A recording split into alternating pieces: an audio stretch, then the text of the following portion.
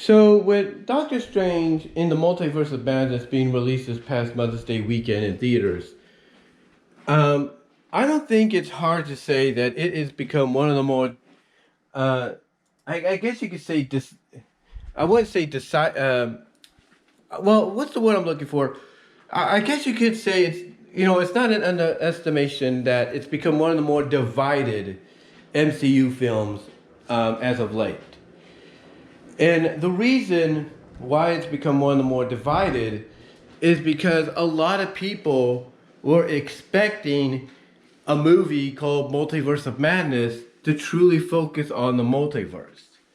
Not only were they expecting it to, focus on the multiverse, but they were expecting all these different incarnations of Doctor Strange, of Wanda, of this character, of that character, of the Illuminati and all that, to show up and become part of this, not just for a brief moment, but for the full duration. And when basically you only get, like, let's say, an appetizer, a sample of what, the movie is about, it does become a disappointment. It does become a disappointment. Even though you have the focus on one or two, maybe three different universes, but mostly two at the most, I should say. And people are, like I said, frustrated with that. They're angry with that because, they expected the fact that in their minds they were promised, more than just, one or two multiverses. Something starts to creep in to their minds. Something starts to creep into the minds along with the disappointment and the frustration. And what that third factor is that creeps into the mind is fatigue. Now, I know some people might say, well, isn't it a little early to be fatigued out of the multiverse storyline when it comes to the MCU? Yeah, you could say that, but here's the thing. As I've mentioned before, I believe, the multiverse concept is nothing new. It's not. One of the best examples I could give to me being first exposed to it was the Total Forever movie. That not only served, I should say, as the finale to the 2K3 series, which was the 2003 to 2009 series on the Fox box and 4Kids and all that. It wasn't just that. It wasn't just serving as that, but it also served as a crossover between that version of the TMNT and the 87 to 96 version of the TMNT. In other words, the Phil Roman, more toned down version of the Ninja Turtles, that I grew up on. But it also crossed those two versions of the TMNT over with the original versions, the ones created in '84 by Kevin Eastman and Peter Laird. Now, what was interesting about the film too was, there's one moment in the scene where Ultron Shredder has all four turtles, the 87 and 2K3 turtles captured, and he's spinning them around to erase them from existence, as well as pinpoint where the Prime turtles are located. Basically, the turtles where all this originated from. They're basically, it's basically as he's spinning them around, he's showing them all these different pictures of different versions of themselves from the alternate universes. And when I go back and I look at that and I think about that film, to me, that's pretty much what a lot of fans are expecting from something like Doctor Strange in the Multiverse of Madness. They're expecting more than just one Doctor Strange to interact with each other. They're expecting more than one Black Widow. They're expecting more than one America Chavez. They're expecting more than one Mr. Fantastic. More than one group of Illuminatis. They're expecting everything that is related to multiverseness. Now, did they get, some of what I mentioned? Absolutely. Did they get, and this is a bit of spoilers, did they get Doctor Strange encountering Doctor Strange? Yes. Did they get Wanda encountering Wanda? Yes, they did. But they didn't get, they didn't get America Chavez encountering America Chavez. They didn't get Illuminati for different incarnations of Illuminati. And that's what they were disappointed by.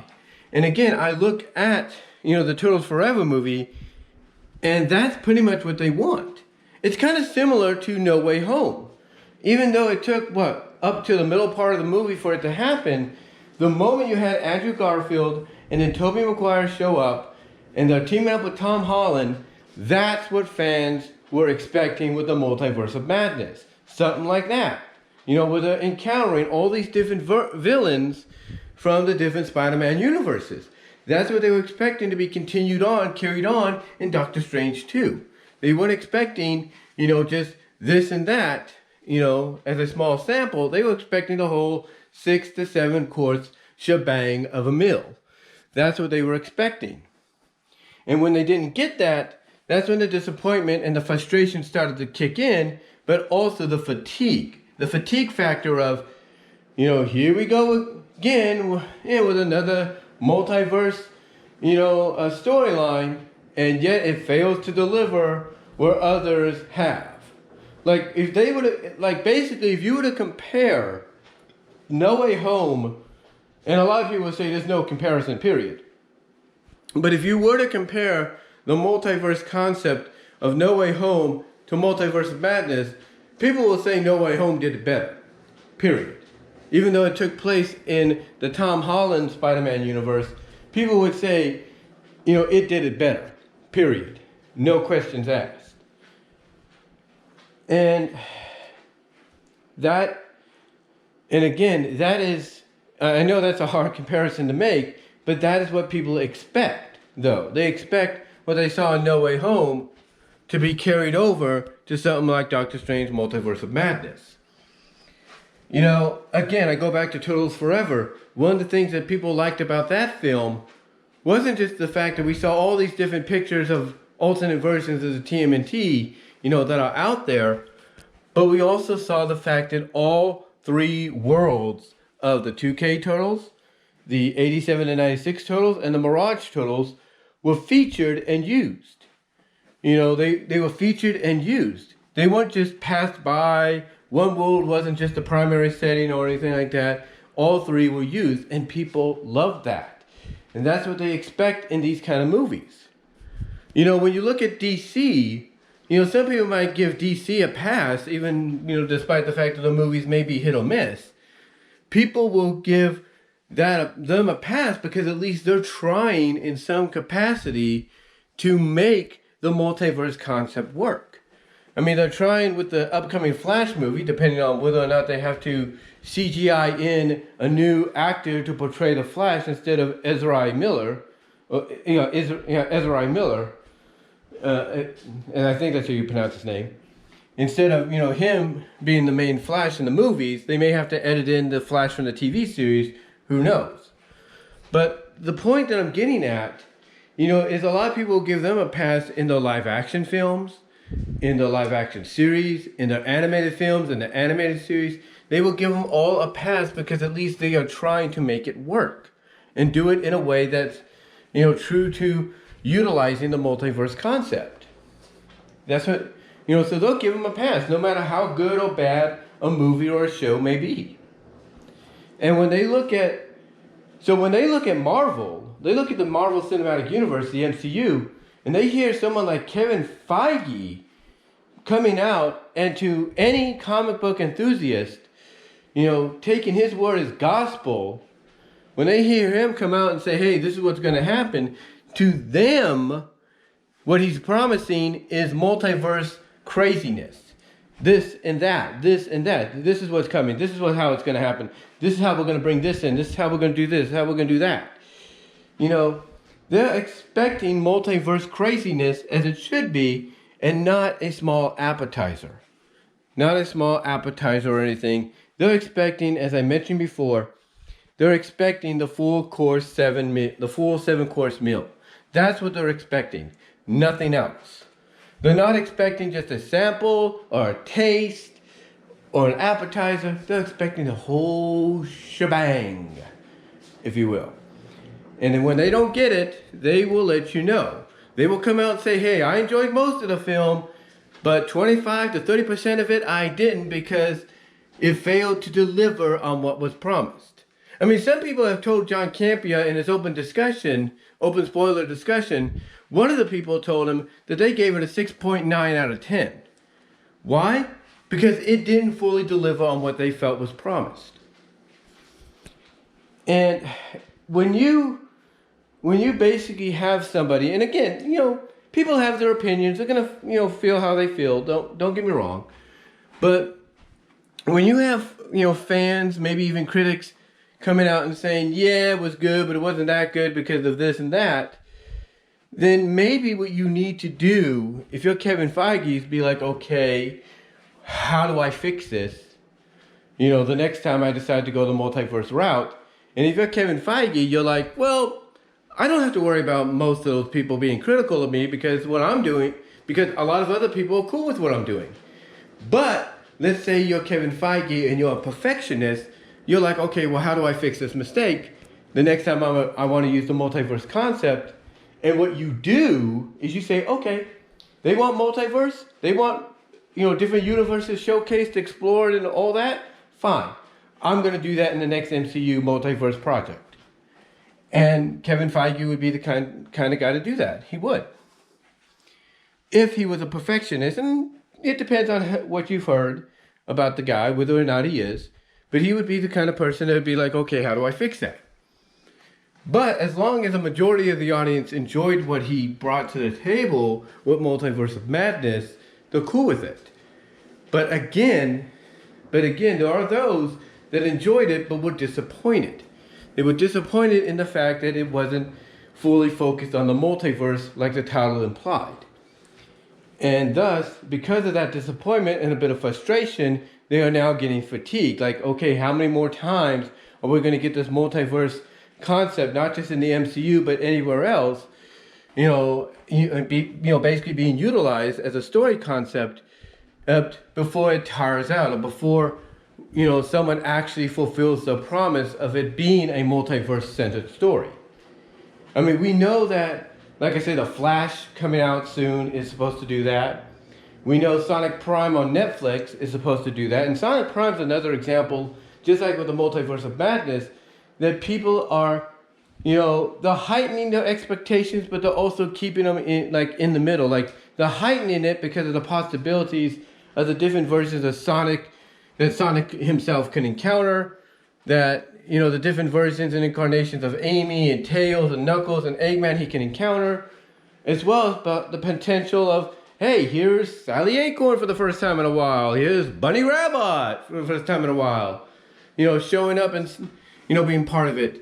They're heightening the expectations to see it, but they're also kind of like keeping them in between, in the middle, because, it may not go exactly the way they want just yet, because if it does continue on for, let's say, another season, that may be the second season, if it was to happen, would be when a lot of what they will hope for in the first season becomes a reality. And we're not talking second season by splitting the first whole 24 episode lineup into two to three different parts. We're talking another like 24 episodes split into like, sections or chapters or whatever, if you catch my drift. And if that was to happen, fans would be cool with it. If not, then again, they're not going to, heighten their expectations because the last time they didn't exactly get what they were hoping for. But here's the other thing about the multiverseness as well. And whether or not people are getting fatigued with it because of frustration and disappointment of not getting what, they felt was promised to them. You see, the multiverse could also be created by us, the fans. That's right, us, the fans. And I've said this before, I'll say it again. One of the ways the multiverse is created by us, the fans, is basically we will end up taking characters and putting them into scenarios that's a little bit more NFSW adult-like that we wouldn't expect, them to be in an official capacity. So in an alternate universe, for example, we can take a character like Tails from Sonic the Hedgehog, age him up to the appropriate age of 18 to 21 and pair him up with, let's say, Cream, and do the same thing with her, Cream the rabbit, Vanilla's daughter, age her up to 18 to 21 and let them do the Watusi, if you catch my drift. Or we can age up Tails to that appropriate age of 18 to 21 and have them do the Watusi with Bernadette Hitchcock, Sonic's mom from Archie Comics. And so on and so forth. The point is, even we are responsible for the multiverseness in a franchise, in an IP, just to our fan fiction rights and art. And, you wonder whether or not we're getting fatigued there too, and maybe we are, because sometimes, people that write these kind of stories will take a break after a while, just to, not only because, life itself, real life itself intervenes, but also the fact that they're getting fatigued. And they're getting a little frustrated at the fact that, I'm coming up with the same idea over and over again, and even though that's not bad, I need to try to make it more fresh. Like who else could I pair with Tails or vice versa and stuff? So yeah, fatigueness when it comes to the multiverse concept being utilized either way is a real legit deal. But again, like I said, I think when it comes to, the MCU, when it comes to what happened with the Multiverse of Madness, the reason it sounds like when you look and read and hear what people have to say sometimes that feel this way, it's not just disappointment and frustration, but it's also fatigue at the fact that, how much longer is this going to go until we get a true multiverse story that is about the multiverse, where every different realm and world is focused on, where different incarnations of characters are featured and teamed up or going against, the prime counterparts. That's all people are wondering. It's like, how much more do we have to go before we get what we want? And that's where the fatigue factor starts to come in to play, because they might get tired of the concept before it's finally realized in their eyes. But let me know what your thoughts are, guys. Comment below, live chat during the premiere, use the super thanks to help donate there as well. And until next time, guys, let me know what your thoughts are. Do you think I had a point here, or was I just rambling? Peace out, God bless, done.